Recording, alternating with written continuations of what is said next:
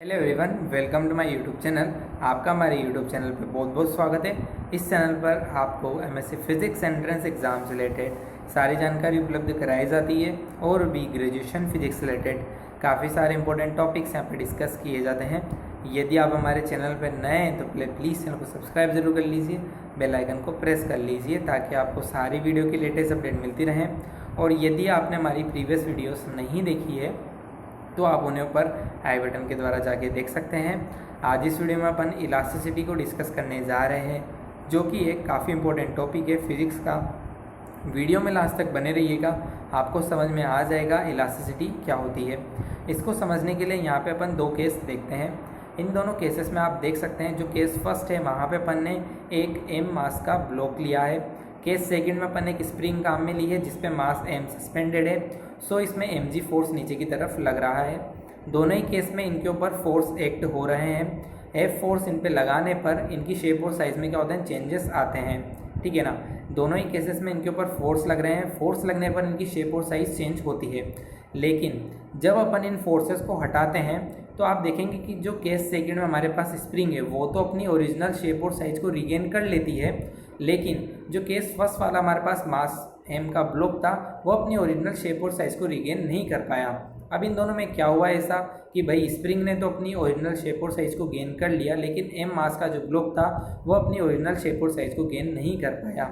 तो मटेरियल्स की वही प्रॉपर्टी जिसके द्वारा वो अपनी ओरिजिनल शेप और साइज को गेन कर लेते हैं, उसी प्रॉपर्टी को अपन क्या बोलते हैं, इलास्टिसिटी अपन उस प्रॉपर्टी को कहते हैं।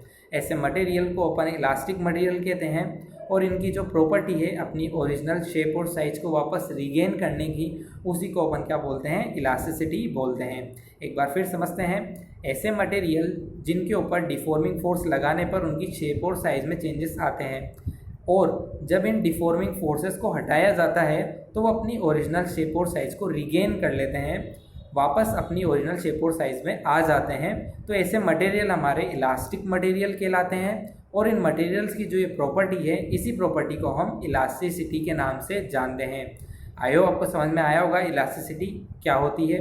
इस प्रॉपर्टी के आधार पे अपन जो मटेरियल्स हैं उनको अपन क्लासीफाई कर सकते हैं, कौन से मटेरियल हमारे पास इलास्टिक मटेरियल है और कौन से मटेरियल हमारे पास इलास्टिक मटेरियल नहीं है। उससे पहले अपन देखते हैं इलास्टिसिटी की डेफिनेशन।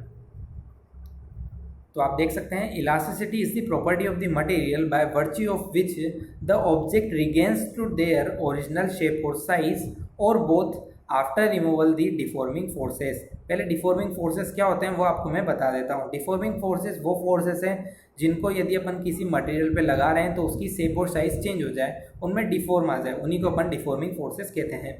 अब इलास्टिसिटी वो प्रॉपर्टी है जिसके द्वारा जो मटेरियल है वो अपनी ओरिजिनल शेप और साइज को क्या कर लें, रिगेन कर लेते हैं, वापस प्राप्त कर लेते हैं after removing the deforming forces. जैसे डिफॉर्मिंग फोर्सेस हटते हैं वो पुनः अपनी ओरिजिनल फॉर्म में आ जाते हैं। इसी प्रॉपर्टी को अपन क्या बोलते हैं, इलास्टिसिटी बोलते हैं।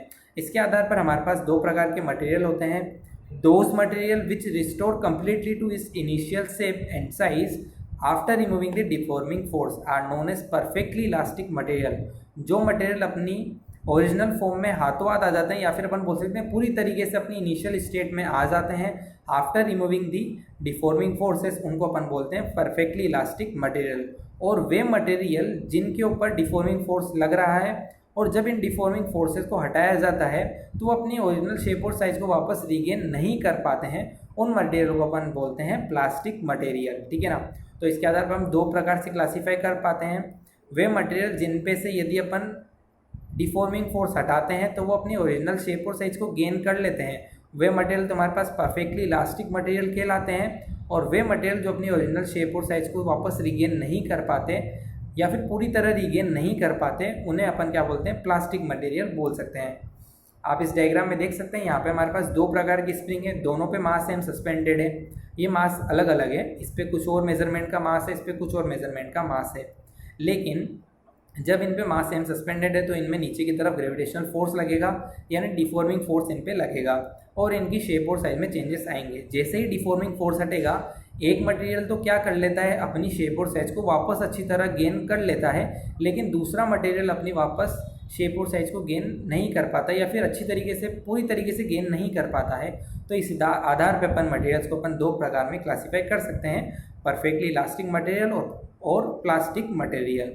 आई होप आपको समझ में आया होगा इलास्टिसिटी क्या होती है। एक बार मैं पुनः आपको उसकी डेफिनेशन बता देता हूँ। Elasticity is the property of the material by virtue of which the material regains is shape और size after removing the deforming forces. I hope आपको समझ में आई होगी इलास्टिसिटी क्या होती है।